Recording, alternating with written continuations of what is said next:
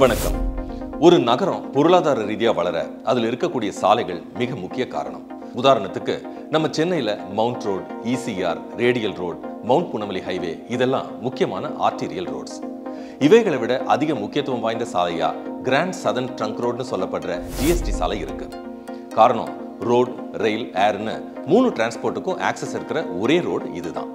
இப்படிப்பட்ட இந்த ஜிஎஸ்டி ரோட்ல சாலைகளுடைய இருபுறமும் ரியல் எஸ்டேட் வளர்ச்சி அடைஞ்சிருக்கான்னு கேட்டா இல்லைன்னு தான் சொல்லணும். சென்னை சிட்டியை நோக்கி வரும்போது ரைட் சைடு மட்டும்தான் நல்ல வளர்ச்சி அடைஞ்சிருக்கு. காரணம் ஜிஎஸ்டி ரோட்டுக்கு பேரலா போகிற ரயில்வே ட்ராக் தான். இந்த ட்ராக்கை தாண்டி இடது பக்கம் போறத ஒரு பெரிய ப்ராப்ளமா கருதி மிகப்பெரிய டெவலப்மெண்ட்ஸ் அந்த பக்கம் நடக்கல. எங்கெல்லாம் ரயில்வே ஓவர் பாஸ் பிரிட்ஜ் இருந்துச்சோ அங்க மட்டும்தான் நகரம் 2 பக்கமும் பன்மடங்கு விரிவடைஞ்சிருக்கு.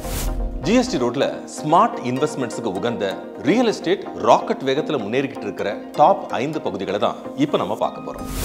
இந்த வரிசையில முதல் இடத்துல இருக்கிறது சிங்கப்பெருமாள் கோவில். ஜிஎஸ்டி சாலையில சிங்கப்பெருமாள் கோயில இடம் வாங்குறது தான் சிறந்த முதலீடா கருதப்படுது.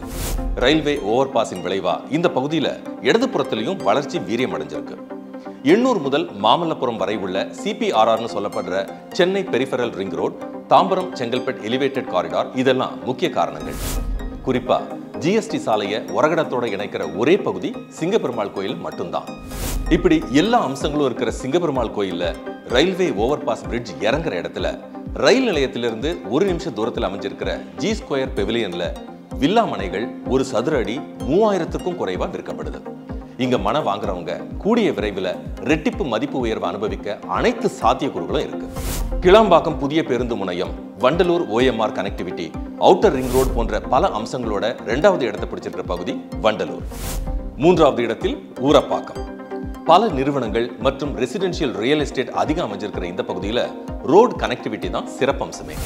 4வது இடத்துல கூடுவாஞ்சேரி. எஸ்ஆர்எம், ஃபோர்ட், ஜோஹோ போன்ற பல நிறுவனங்கள் அமைஞ்சிருக்கிற பகுதின்றதுனால இங்க மதிப்பு கூடிக்கிட்டே போகுது. 5வது இடத்துல செங்கல்பட்டு, சென்னையின் நுழைவாயில், சென்னைக்கு அடுத்த மிகப்பெரிய மாவட்டம்.